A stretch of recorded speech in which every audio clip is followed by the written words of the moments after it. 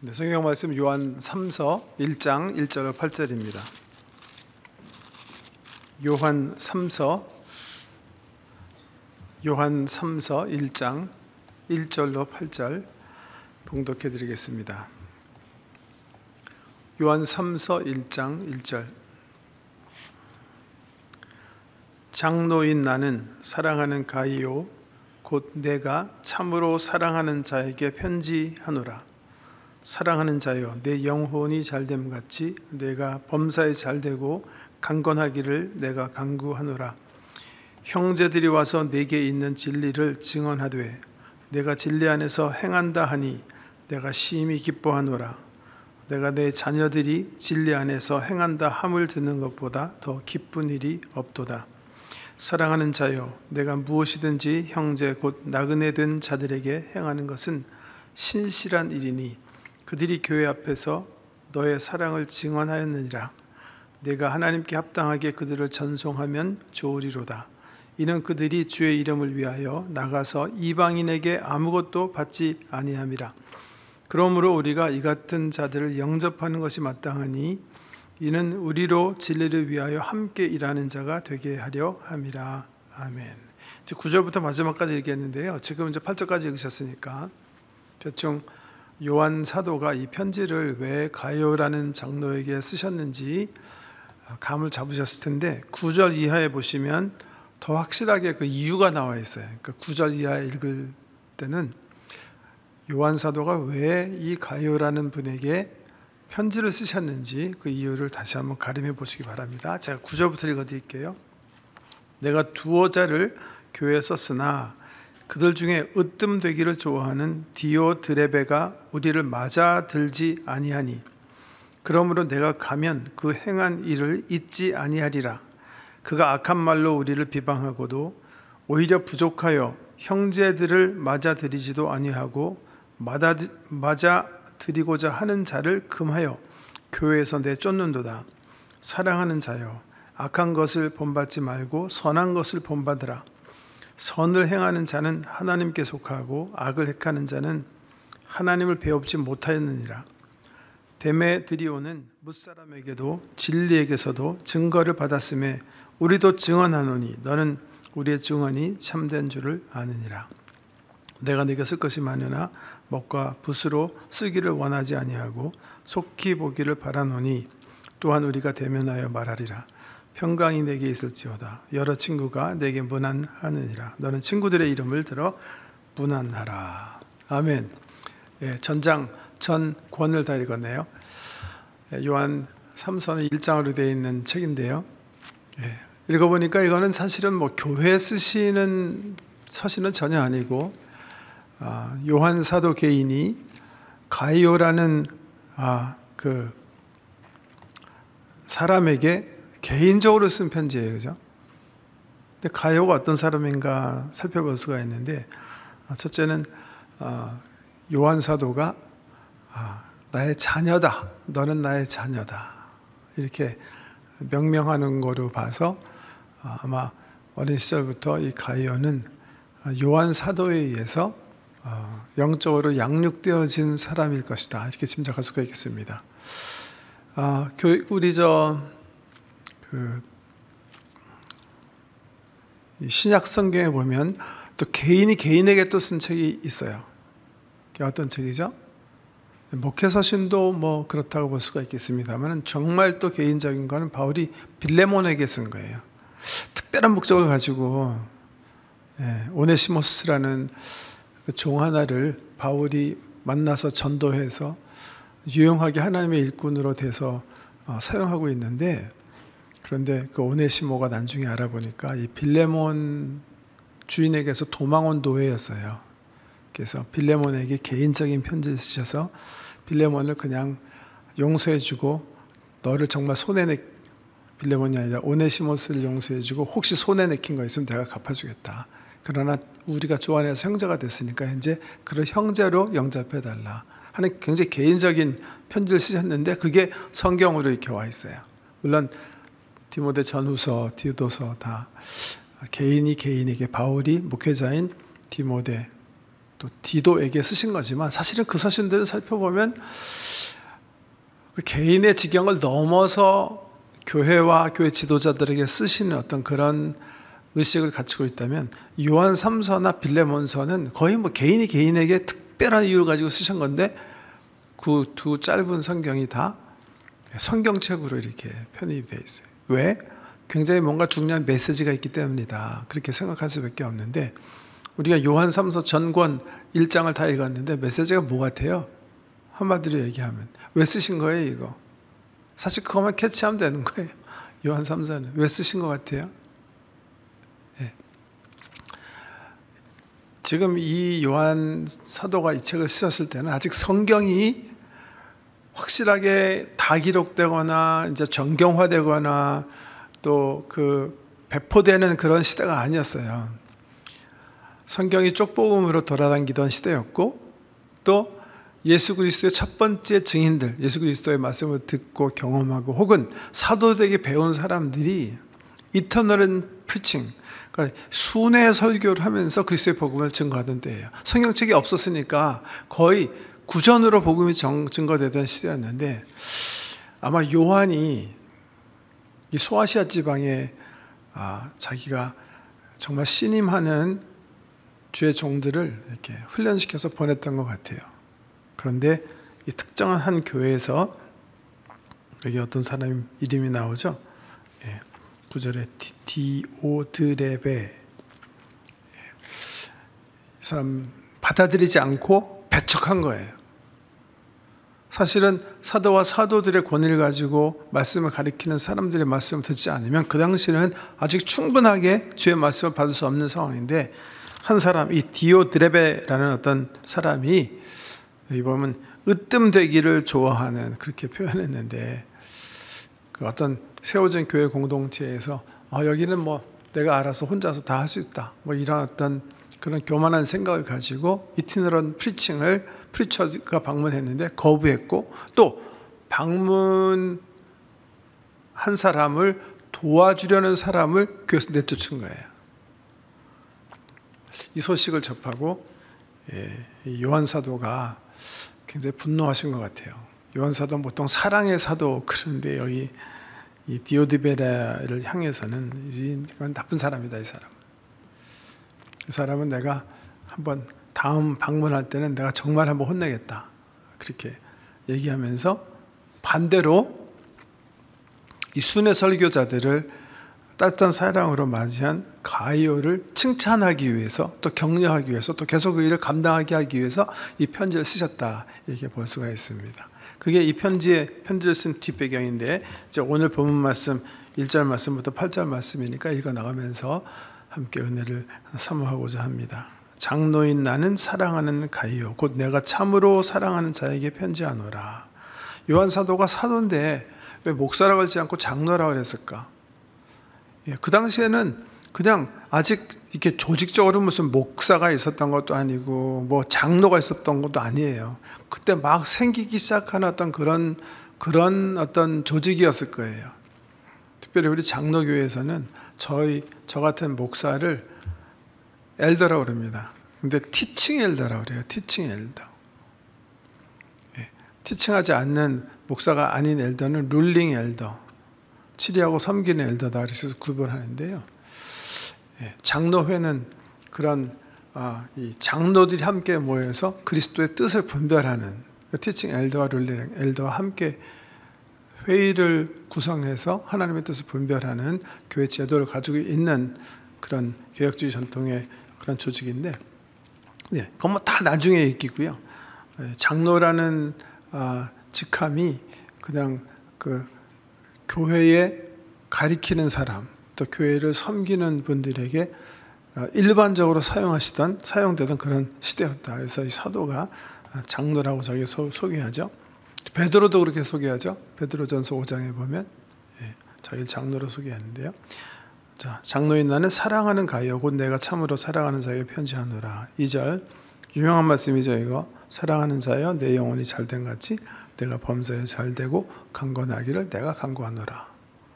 이 말씀 딱 읽으면 그때 그 사람이 생각이 나죠. 한국에 굉장히 유명하셨던 조영기 목사님이죠.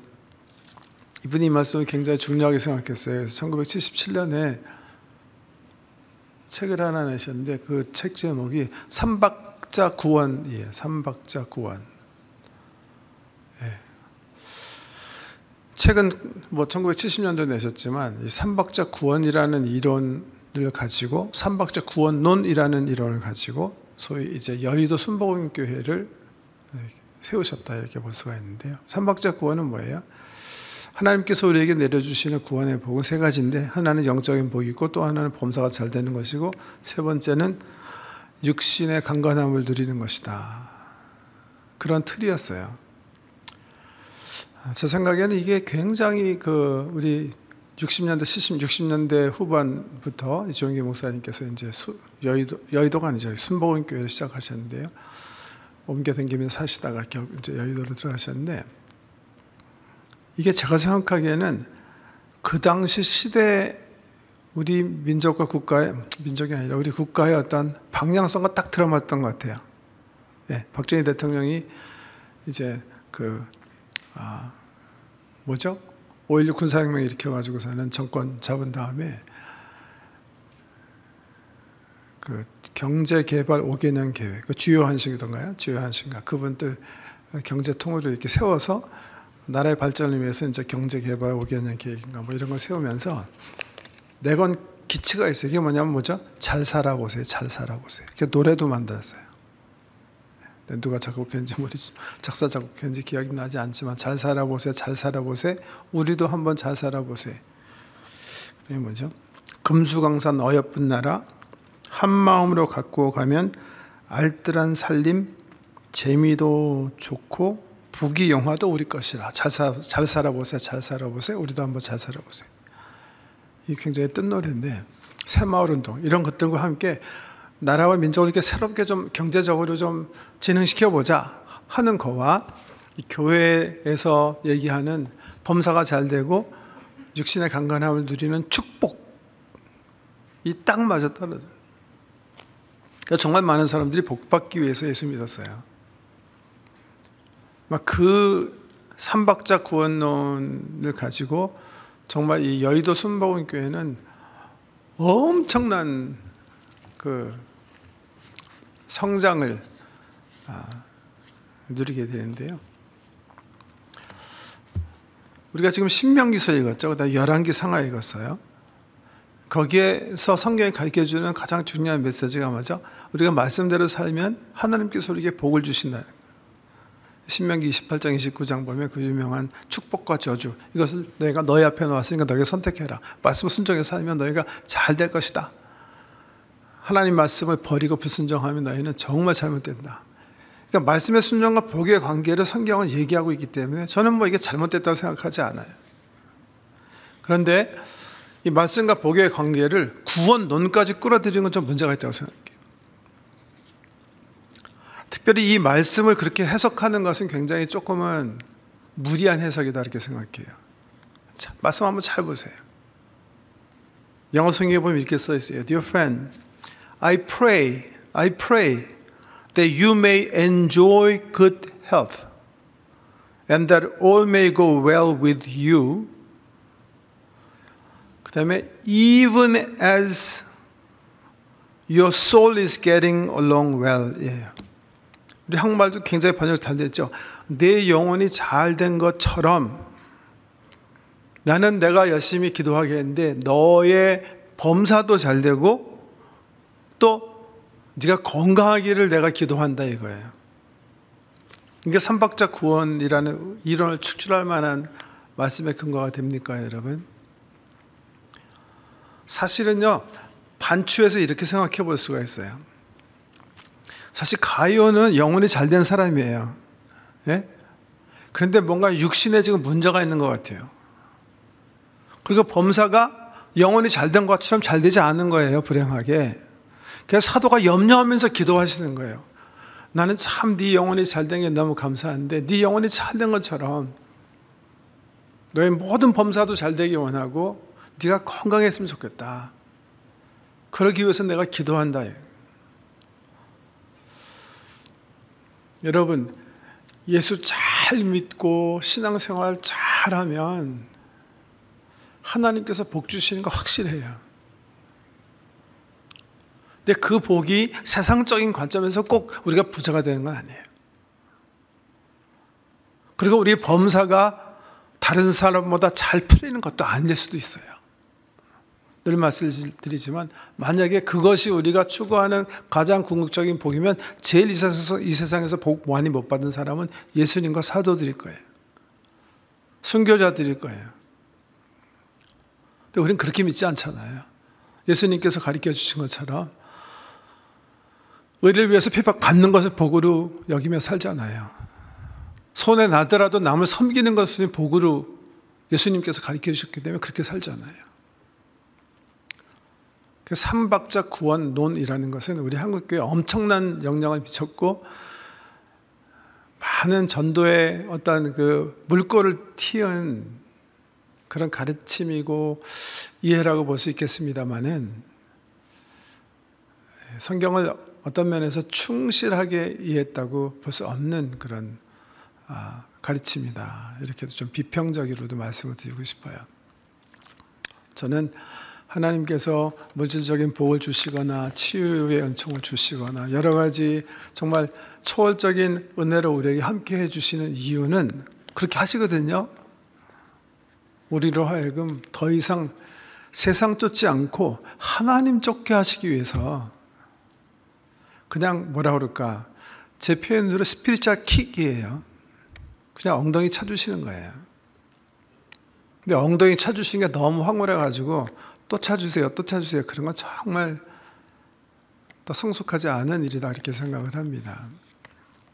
물질적인 복이 나쁘다는 것도 아니고 건강의 복을 사모하지 말자는 것도 아닌데요. 성경은 그렇게 삼박자 구원론을 얘기하는 건 아니에요. 영혼이 잘 되시기 바랍니다. 그리고 정말 범사가 잘 되시길 축복하기 원하고 우리 사랑하는 성도님들이 강건한 축복을 2019년에도 또 주님 만나는 그 순간까지 누리시기를 주의 이름으로 축복합니다. 우리가 정말 그러나 잘 돼야 되는 건 뭐예요? 우리의 신앙생활이고 믿음생활이고 영혼인 줄 믿으시기 바랍니다. 만약에 삼박자 구원이 하나님께서 이 세상에 살 때 우리에게 주신 구원이라면 그럼 날 때부터 불구로 낳은 사람이나 평생 정말 어려운 육신과 장애를 가지고 살아나가는 사람은 저주받은 사람인가요? 그럴 수는 없습니다. 우리가 이해하는 복음은 그렇게 유치하지 않습니다.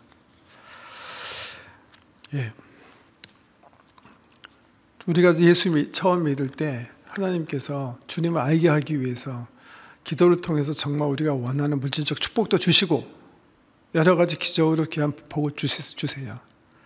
그런 은총을 하나님께서 우리로 하여금 하나님을 알게 하기 위해서 주셨으면 속히 우리의 시각은 어디로 맞춰야 돼요?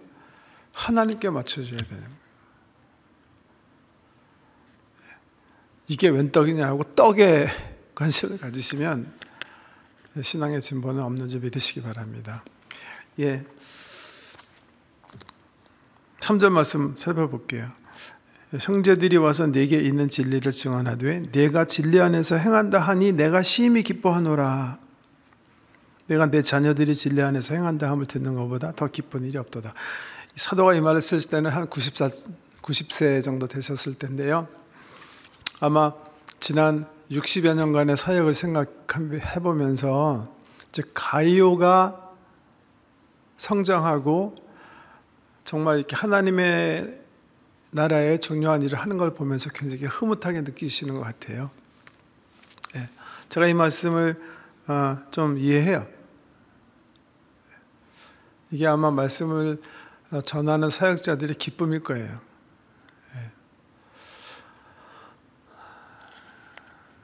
제가 제 삶을 이렇게 돌이켜보면 특별히 이렇게 중고등학교 혹은 대학 시절부터 제가 정말 저도 젊었을 때가 있는데요. 제가 전도사 시절 때부터 이렇게 같이 카운셀링하고 살고 가리키고 해서 지금 목사로 교수님으로 또 선교사님으로 일하시는 분들이 한 10여 명이 돼요. 저는 그분들 보면 너무 기뻐요. 그분들이 각처에서 소임을 멋지게 감당하는 일을 보면 참 정말 기뻐요. 제 둘째 녀석이 오타와 사는데 작년에 개 하나를 샀어요. 태어나자마자 해가지고 아직 1년 되지 않았는데 라브라던가 뭐 자식한 굉장히 크게 된 애예요. 가끔 여기 출장 오면 이 개를 데리고 오는데 이 개 성장에 대해서 나는 우리 둘째가 그렇게 기뻐하는 게 너무 좀 신기해 보여요. 그냥 이게 너무 커가지고 막 점프하고 막 저도 사실은 너무 애가 커가지고 힘이 세가지고 싫은데 제 아내는 정말 싫어요. 왜냐하면 강아지같이 예쁘면 좋겠는데 애가 너무 힘이 세가지고 그냥 뭐 밀치고 막 손 힘이 세가지고 막 그러니까 막 이러는데 그러면 또 되게 우리 둘째가 섭섭해하고 저는 그냥 눈치 빠르게 그냥 뭐 좀 이렇게 비유 맞춰주는데요. 이거 있잖아요. 손조. 그다음에 뭐 플레이데이, 죽은 신용하고, 그다음에 뭐 또 뭐하지? 인사하는 거. 뭐 인사하면 또 인사해요, 얘가. 그거 보면서 지가 무슨 큰 공로나 세운 것처럼 그냥 기뻐하는 거 보면 참 신기해요. 제가 한마디 했어요. 너 개 키우지 말고 사람 키워서 그렇게 하면 얼마나 기뻐하겠냐. 그러니까 네가 정말 시간이 있으면 그런데 좀 시간 쓰지 말고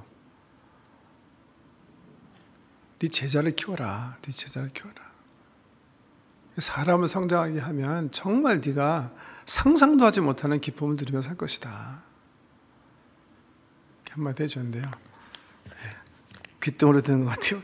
어떻게 지금 이 요한 사도가 이 가이오를 아마 모름지기 제 생각에는 이제 자녀로 어드레스 하는 거를 봐서 나이 차도 굉장히 있는 것 같고, 그죠? 글쎄, 한 20, 30년 이상 이렇게 키우신 것 같아요. 이제 제자로 이렇게 성장시키신 것 같아요.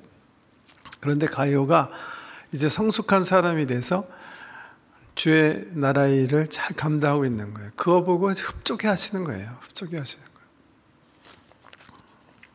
진리 안에서 행한다함을 듣는 것보다 더 기쁜 일이 없도다. 우리 오늘 수요일 날 수요 집회라 우리 촌장님들이 주로 많이 예배 참석하셨는데, 우리 사랑하는 촌장님들이 잘 섬기시는 촌원들이 영적으로 잘 성장하고 하나님 나라의 귀한 일꾼들이 되고 성숙해지고 열매를 맺는 모습 보고 우리 사랑하는 촌장님들의 삶에 세상에 줄 수 없는 신령한 기쁨이 가득하기를 주의 이름으로 축복합니다. 5절 말씀 보세요. 제가 아까 우리 얘기 잠깐 한 거 얘기하는 건데, 내 사랑하는 자요, 내가 무엇이든지 형제 곧 나그네 된 자들에게 행하는 것은 신실한 일이니. 나그네, 그러니까 보통 이렇게 길거리에서 그냥 여기 갔다 저기 갔다 여행하는 혹은 이제 거린 같은 그런 사람이라고 생각할 수 있는데, 나중에 보면 그게 아니에요. 사랑하는 자요, 내가 무엇이든지 형제 곧 나그네 된 자들에게 행하는 것은 신실한 일이니 그들이 교회 앞에서 너의 사랑을 증언하였느니라. 내가 하나님께 합당하게 그들을 전송하면 좋으리로다. 7절 이하에 보면 이 형제 나그네가 누군지 소개해 줬는데요. 이는 그들이 주의 이름을 위하여 나가서 이방인에게 아무것도 받지 아니함이라. 그러므로 우리가 이 같은 자들을 영접하는 것이 마땅하니 이는 우리로 진리를 위하여 함께 일하는 자가 되게 하려 함이라. 아까 말씀드린 것처럼 성경 없는 시대에 예수 그리스도를 만지고 보고 그가 전하는 말씀을 들은 사람, 혹은 그런 사도와 첫 번째 증인들로부터 직접 또 말씀을 받은 사람들이 이 시대 즈음에서 순례 복음 전도자로 돌아다니면서 말씀을 증거했었어요. 그런 사람들이 여기 이제 나그네다 이렇게 표현되고 있는데, 그 나그네들이 어떤 지역, 에베소서, 메베 이런 지역에 방문해서 말씀을 증거할 때 그들을 영접하는 것이 마땅하다. 그들을 잘 대해주는 것이 마땅하다. 그래서 그분들이 계속해서 그런 일을 할 수 있도록 전송을 잘해주는 것이 굉장히 옳은 일이다. 이렇게 말씀하고 계세요. 왜 그런가 이렇게 얘기하시면서 7절에 이는 그들이 주의 이름을 위하여 나가서 이방인에게 아무것도 받지 아니함이라. 말씀을 증거하는데 피전도자들에게 아무것도 요구하지 않고 전하기 때문에 우리 형제들이 그들을 돕는 게 좋겠다 이렇게 말씀하고 계시는 거예요. 지금 우리의 관점에서는 이런 분들을 누구라고 생각할 수가 있겠죠? 선교사님 얘기하는 거겠죠, 그죠? 예.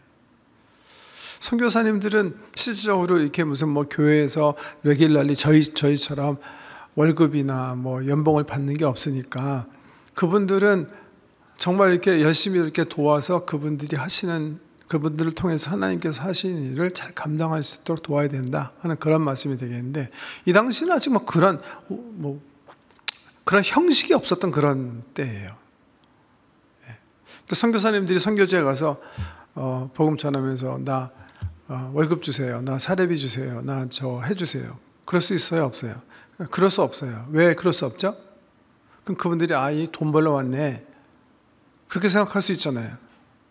그래서 요구하지 못하는 거예요. 그 당시도 마찬가지였다 얘기하고 있는 거죠. 이방인에게 나가서 그리스도의 복음을 증거하면서 그 전하는 분들이 아무 사례를 요구하지 못하셨어요. 받지 못하셨어요. 혹시 이분이 복음을 전하는 것이 무슨 돈벌이 하려 하는 줄 오해할까 봐 그러지 않으셨다는 거예요. 그럼 어떻게 하겠느냐? 당연히 교회가 도와야 되지 않느냐? 그리스도 안에서 복음을 이미 경험한 사람들이 당연히 그분들이 자유롭게 복음을 증거할 수 있도록 선대되지 않느냐? 그분들이 계속할 수 있도록 잘 전송하는 게 우리가 해야 할 일이 아니냐? 그렇게 말씀하고 계시는 거예요. 네. 오늘도 아침에 몇 년 전에 헤이티 파송돼서 선교하고 계시는 선교사님 방문을 받았어요. 예. 선교지에 얼마나들 이렇게 고생하시는지 몰라요. 우리 성도님들이 그 선교 헌금해준 돈으로 성경 500권인가요? 500권? 네, 500권 이제 잘 전달하고 왔다고 이렇게 보여주시고, 보고차도 오시고 또 선교지의 소식을 전해주시기 위해서 왔는데, 여러분 헤이티가 얼마나 험악한 데인지 아시잖아요. 아마 이쪽 서반구에서는 최고로 연약한 지역인데, 그곳에서 우리 성도님들의 지원과 또 기도를 힘입어서 거기 있는 목사님들을 이렇게 재교육시키는 귀한 일을 하고 계신 선교사님을 방문해서 함께 교제도 하고 함께 기도하는 시간을 가졌는데요. 네. 그런 분들이 방문하는 것은 그냥 저는 예사일로 생각하지 않아요. 주님께서 뭔가 말씀하시는 게 있으니까 이분들이 저를 방문할 것이다, 만나자고 하실 것이다, 유심히 잘 듣는데 귀한 메시지들을 전달하고 하셨는데, 이런 분들 우리가 잘 섬겨서 우리가 할 수 없지만 그분들이 현장에서 그 헤이티 사람들한테 지금 그 사례를 요구할 수 없는 상황이니까 우리가 서로 잘 도와서 이분들이 복음을 전하게 하는 건데, 아직은 이렇게 제도적으로 잘 돼 있지 않는 시대에 지금 여기 어떤 디오드베레라는 사람은 배척해서 내쫓아진 반면에 이제 가이오가 굉장히 잘했던 것 같아요. 그래서 5절 6절 다시 한번 말씀 보세요. 사랑하는 자여 내가 무엇이든지 형제 곧 나그네 된 자들에게 행하는 것은 신실한 일이니 그들이 교회 앞에서 너의 사랑을 증언하였으리라. 느리라. 내가 하나님께 합당하게 그들을 전송하면 좋으리로다. 이게 무슨 말씀이? 잘했다는 거예요? 잘하라는 거예요? 5절 6절 잘했다 누구 칭찬하는 거예요? 잘하라고 부탁하는 거예요? 둘 다 하는 거예요? 둘 다. 그래서 말이 좀 아리송하죠. 5절에는 잘했다고 칭찬해 주시는 거고 6절에서는 계속 잘해라 그렇게 부탁하시는 거예요.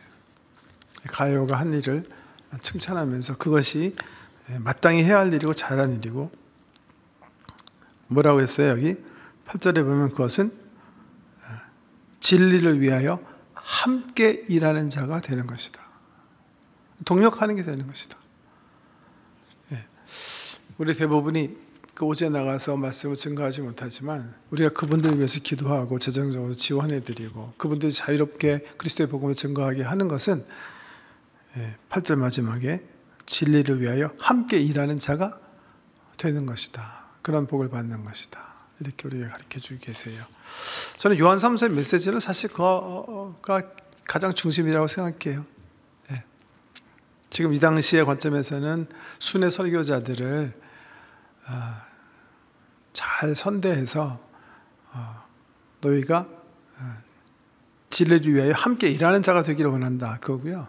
지금 우리 21세기 사는 우리의 관점에서는 역시 교회 밖에 우리의 선교 지원이 필요한 선교 동역자들을 기도로 또 재정적으로 잘 도와서 너희가 함께 그들과 함께 진리를 위하여 함께 일하는 자가 되기를 원한다. 그런 메시지입니다.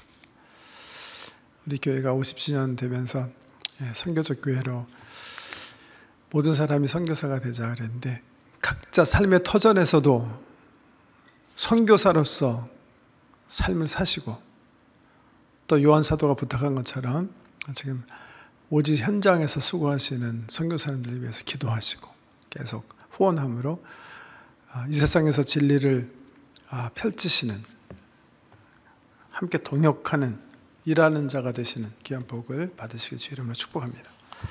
기도하겠습니다.